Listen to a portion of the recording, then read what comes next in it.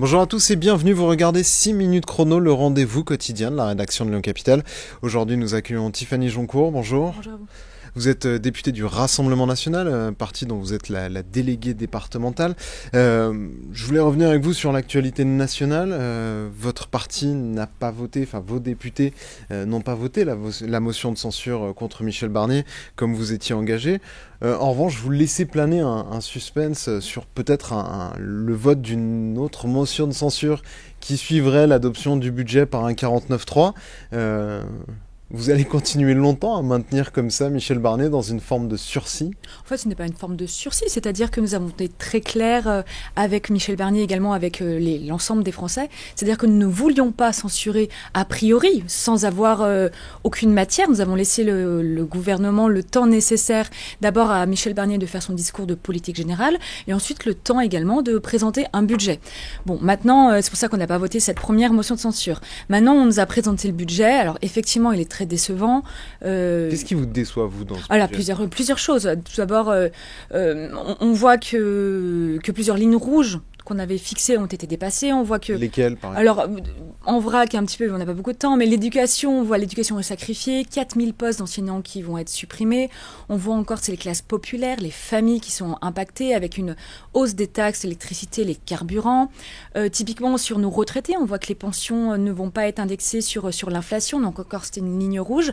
Et quelque chose qui est très préoccupant, c'est qu'on a appris que le taux de remboursement sur les visites médicales vont être abaissés, quand bien même on apprend que l'AME va être augmentée de 100 millions d'euros. Donc voilà, on sait qu'un Français sur 4 environ refuse d'aller se faire soigner parce qu'ils n'ont pas les moyens. Et dans un même temps, on apporte toujours plus d'argent pour offrir la palette de soins aux clandestins qui arrivent en France. Donc voilà, tout plein de sujets sur lesquels on va se mobiliser. Donc vous savez, nous allons drastiquement amender ce budget. Nous allons proposer ce mercredi une contre-proposition à ce budget.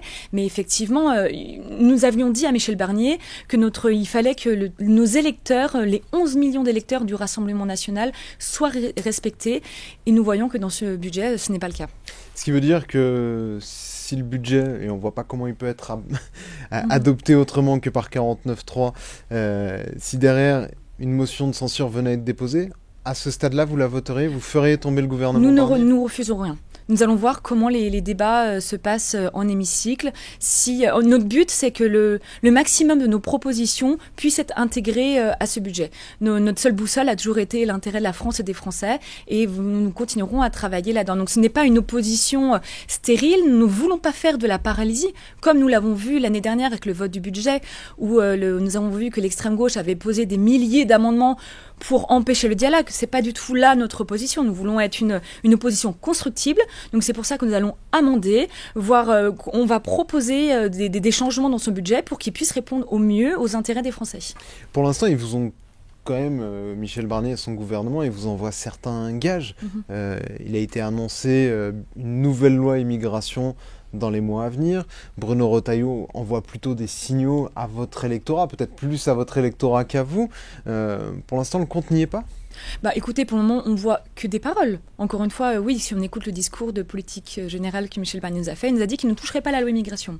Là, on apprend ces derniers jours qu'ils veulent faire une nouvelle loi immigration, que Bruno Retailleau, qui nous vient des LR, on rappelle sous qui l'immigration s'est énormément augmentée sous le quinquennat de Nicolas Sarkozy, où des milliers de postes de forces de l'ordre ont été supprimés. On apprend que ce même Bruno Retailleau veut accélérer la mise en place du pacte asile et immigration. Donc, vous vous souvenez qu'il a été voté à l'Union européenne, nous sommes opposés. Pourquoi ?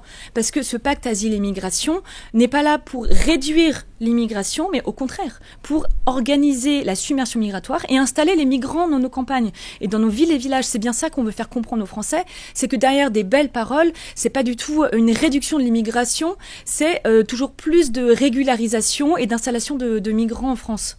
Pour vous, Bruno Retailleau, c'est simplement un ministère de la parole ? Oui, bien sûr, et on le voit, ce ne sont que des annonces, on attend les actes, encore une fois on nous dit... Marine Le Pen le trouvait limite,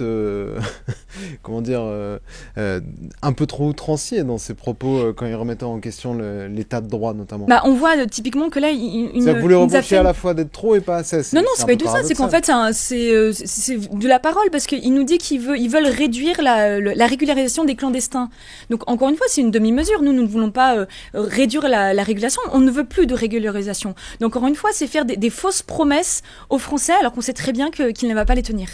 En un mot, pour finir, se tient en ce moment le procès du Rassemblement national des emplois présumés fictifs au Parlement européen. Est-ce que c'est compliqué pour vous de tenir ce discours sur le respect de l'ordre, l'autorité, le respect de la loi, aussi d'une bonne gestion financière, quand dans le même temps il y a cette actualité judiciaire? Non, je ne pense pas parce que Marine Le Pen et les cadres du Rassemblement national sont en train de s'expliquer devant la justice, mais on voit bien que c'est un procès politique, c'est l'Union européenne qui a engagé ces poursuites. Encore une fois, Marine Le Pen s'en expliquera, mais c'est sûr, on n'a pas la même notion de l'utilisation des assistants parlementaires. Oui, nos assistants parlementaires font de la politique, mais tout ça va s'expliquer dans les prochains mois à la suite de ce procès. Mais vous, ça peut être pareil, vos assistants parlementaires peuvent faire de la politique, ne pas simplement répondre aux missions qui sont celles d'un assistant Alors, dans le parlementaire? cadre de leur contrat, dans le cadre de mon mandat, il m'assiste dans mes missions, mais en dehors, évidemment, que j'invite mes collaborateurs parlementaires à faire de la politique, et c'est ce qu'ils font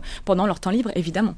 Merci beaucoup Tiffany Joncourt d'avoir répondu à notre invitation et à nos questions. Moi, je vous retrouve très bientôt pour une nouvelle édition de 6 minutes chrono. Au revoir.